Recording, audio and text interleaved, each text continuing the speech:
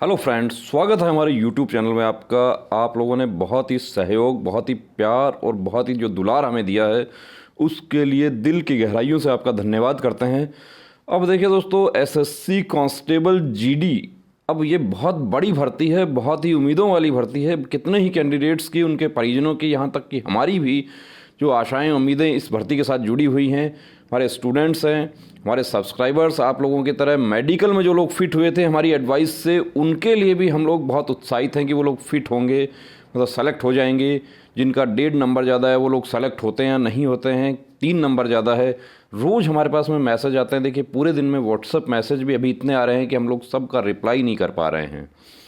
तो उसके लिए फिर से बहुत बहुत धन्यवाद आपका करते हैं। अब आपको एक बात बता दूं कि शो कोज नोटिस क्यों आ रहा है, और आरआरसी सीआरपीएफ से आ रहा है, एसएससी से नहीं आएगा। बीएसएफ में मेडिकल हुआ था तो बीएसएफ से क्यों नहीं आ रहा। कुछ कैंडिडेट्स ने कहा कि हमारा मेडिकल बीएसएफ में हुआ था या आईटीबीपी में हुआ था, जबकि शो कोज नोटिस जो है वो हमें सीआरपीएफ से आया है।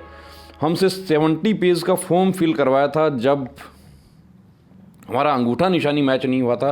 देखिए दोस्तों, ये आपको भी इस बात का पता है कि सीटर्स बैठे हैं एग्ज़ाम में, बहुत जगह ऐसी धांधलीबाजी हुई है कि दूसरे कैंडिडेट्स ने एग्ज़ाम दे दिया। फिजिकल करने के लिए जब कैंडिडेट खुद से जाता है तो अंगूठा निशानी मैच नहीं होती है। पहली बात मैं आपको बता दूं कि आप वर्दी पाने के लिए आप झूठे रास्ते जो हैं, छद्म रास्ते जो हैं, आप धोखे के रास्ते जो हैं वो कभी इख्तियार नहीं करें दोस्तों।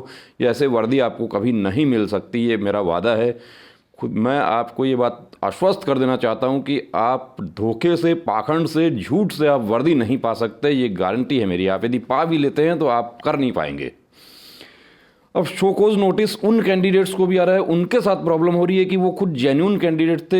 एक फीमेल है, बहन है हमारी, उनके हाथ में मेहंदी लगी हुई थी। घर में फैमिली प्रॉब्लम, फंक्शन था, तो उनको हाथ में मेहंदी लगी हुई थी, उस वजह से अंगूठा निशानी नहीं हुई। पैर का अंगूठा लिया गया, लेकिन वो पैर का अंगूठा भी मिस मैच कर गया। तो दोस्तों, ये सब जो है, अब यदि आप सस्पेक्टेड कैंडिडेट की श्रेणी में आप आ जाते हैं तो आपको एसएससी के एग्ज़ाम आपको आगे नहीं देने दिए जाएंगे। कुछ कैंडिडेट्स के खिलाफ एफआईआर भी दर्ज हुई है, कुछ के खिलाफ एफआईआर दर्ज नहीं हुई, लेकिन सस्पेक्टेड मैटर है। वो 70 पेज का फॉर्म भरवा लिया था, उसके बाद भी सस्पेक्टेड मान लिया है उनको। पूरा डिटेल आपको वीडियो में दिखा रहे हैं। दूसरी बात देखिए, हम आपको डराना नहीं चाहते हैं। फिर आपको रिपीट कर देता हूं दोस्तों, ये चैनल आपके लिए, आपका चैनल है। आपके सपोर्ट से इतना ग्रो किया है। आपको डराने के लिए या आपको डिमोरलाइज करने के लिए हम कभी भी वीडियो नहीं बनाएंगे। हम सिर्फ और सिर्फ आपको एजुकेट करने के लिए, आपका हौसला अफजाई के लिए वीडियो बनाएंगे। अब जो लोग फिट हैं, जिनको कोई प्रॉब्लम नहीं है, वो लोग कहते हैं कि आप वीडियो मत बनाइए। लेकिन जिनके साथ में प्रॉब्लम हो गई है, जिनका अंगूठा मैच नहीं होता, जिनके फादर्स नेम में प्रॉब्लम है, मदर्स नेम में प्रॉब्लम है, जिनका रोल नंबर गलत हो गया, यहाँ तक कि कैंडिडेट जो है उसका डेट ऑफ बर्थ गलत हो गया, उन लोगों के लिए देखिए ये वीडियोज़ हैं। आप इसको अपने साथ नहीं जोड़िए। हम चाहते हैं कि वो लोग भी अपना करेक्शन करके भर्ती हों, और यदि इस भर्ती में नहीं हो पा रहे हैं तो आगे उनको डेबार नहीं करे एसएससी, वो जवाब दें proper.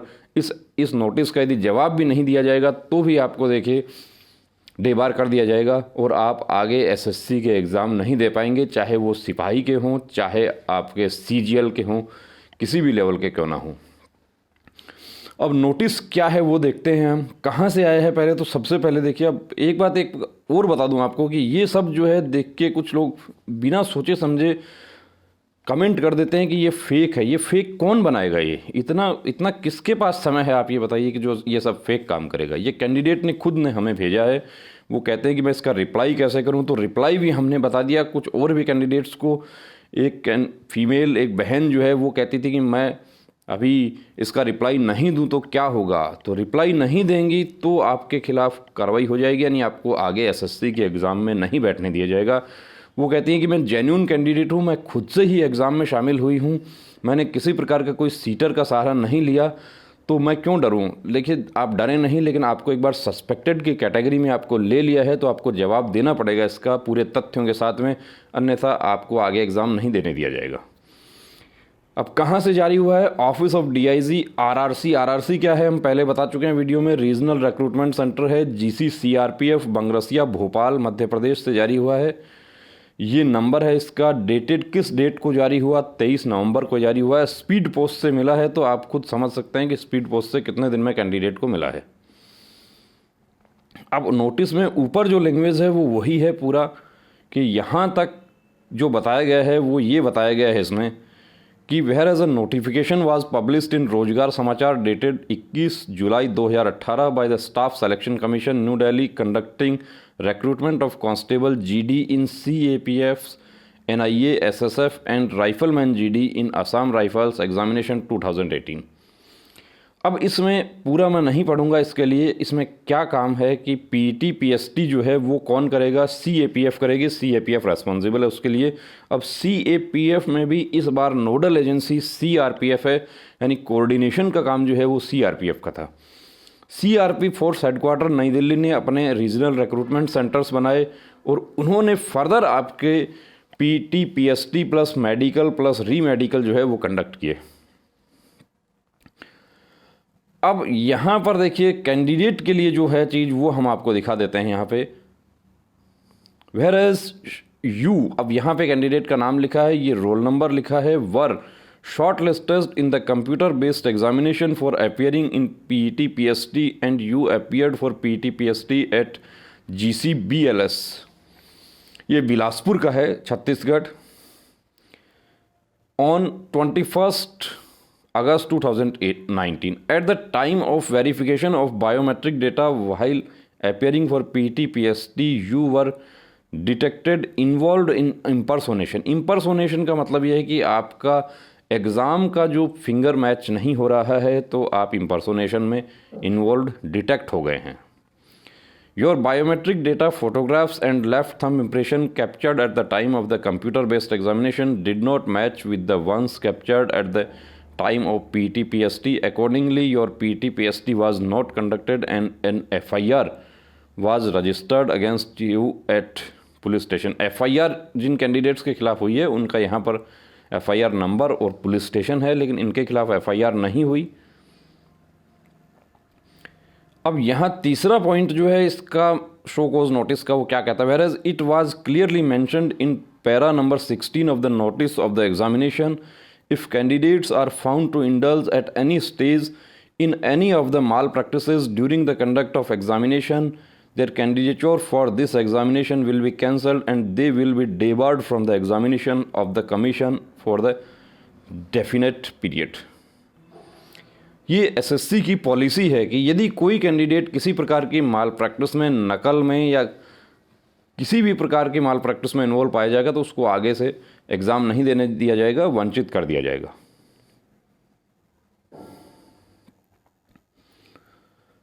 Where as with a view to protect the integrity of the selection process and to prevent the candidates who are found to indulge in any unfair means entering into government service through manipulative practices, your candidature for the aforesaid examination is proposed to be cancelled and the process is proposed to be initiated for your debarment from appearing in the commission's future examination as per the extant policy of the commission। and therefore, अब यहाँ जो पांचवा जो है point वो देखिए, आप उस पर आ जाइए। and therefore you are called upon to show cause notice, कारण बताओ नोटिस जारी कर दिया गया, why your candidature should not be cancelled due to the reasons enumerated above। अब यदि इसका जवाब नहीं दिया जाएगा तो इनको वंचित कर दिया जाएगा, उसका कोई रास्ता नहीं है। If you have anything to say against the action proposed above you may do so within 15 days from the date of receipt of its notice. If no reply is received within 30 days from the issuance of this letter, it would be presumed that you have nothing to say against the proposed and an ex parte decision will be taken against you। यदि ये reply नहीं करते हैं तो ऐसा ही एक letter इनके पास में और आ जाएगा, 1 महीना 2 महीना 3 महीना बाद भी आ सकता है, कि आप इस तरीके की माल प्रैक्टिस में इन्वॉल्व पाए गए थे ड्यूरिंग द सैड एग्जामिनेशन, और अभी आपको आगे भविष्य में होने वाली भर्तियों के लिए आपको वंचित कर दिया जाता है। और आगे कोई भी फॉर्म निकलता है उसमें जैसे ही ये अपना नाम, रोल नंबर, आधार नंबर वगैरह से ये रजिस्टर करने की कोशिश करेंगे, नहीं कर पाएंगे। तो हम आपको एडवाइस करते हैं कि किसी वजह से, यदि आप देखिए आप जेन्युइन कैंडिडेट हैं, खुद से आप अपीयर हुए थे, आपने किसी प्रकार का माल प्रैक्टिस का इस्तेमाल नहीं किया, तो आप इस नोटिस का जवाब ज़रूर दें। जवाब नहीं देंगे तो आपके लिए और मुश्किल हो जाएगी।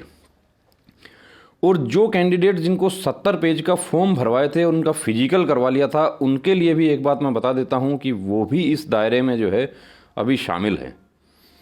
उनको ये नहीं सोचना है कि हमारा जो है हमें तो 70 पेज का फॉर्म भरवा लिया था तो हमारे पास अभी ऐसा कुछ नहीं होगा। यदि आप जेन्युइन कैंडिडेट हैं, आपको 1% भी डरने की ज़रूरत नहीं है। आपका मैच किया जाएगा डेटा। यदि आपका मैच हो जाता है, आपका फ़ोटो मैच होता है, प्लस सीसीटीवी होता है वहाँ पे सेंटर में, वहाँ पर आप जा रहे हैं आ रहे हैं वो सब भी होता है। एंट्री आपकी हुई है, आपसे एक ही चीज़ को 10-10 20-20 बार लिखवाया गया है, वो सब इसीलिए लिखवाया गया है। कुछ कैंडिडेट्स को अभी बुलाया भी जा रहा है सेंटर्स पे, उसका भी हमने एक वीडियो बनाया था। असम राइफल के एक सेंटर पे कैंडिडेट को बुलाया गया है 5 जनवरी को। तो अब बात ये आती है कि क्या 5 जनवरी तक हमारा रिजल्ट नहीं आएगा? देखिए दोस्तों, ये साइमल्टेनियस प्रैक्टिस चल रही है। हर काम को करने के लिए स्टाफ है वहाँ पे। आप लोग बार बार कॉल करते हैं, सीआरपीएफ में करते हैं, एसएससी में करते हैं, वहाँ पर भी ऑपरेटर लोग जो हैं वो बड़े इरिटेट हो जाते हैं, पूरे दिन उनके पास में कॉल आते हैं। हम आपको एडवाइस करना चाहेंगे कि इस प्रकार के कॉल और ये सब आप ना करें। आपका रिज़ल्ट ड्यू प्रोसेस में आपका रिज़ल्ट निकलेगा। आप कॉल करेंगे उससे रिज़ल्ट जल्दी नहीं निकलने वाला है। रिज़ल्ट आपका 15 जनवरी जो है उसके आसपास, देखिए हमें जो जानकारी है उसके अनुसार आपका निश्चित रूप से निकल जाएगा। तो दोस्तों, अब रुकना नहीं, थमना नहीं, अब ठानना है, वर्दी को हर हाल में पाना है। जय हिंद।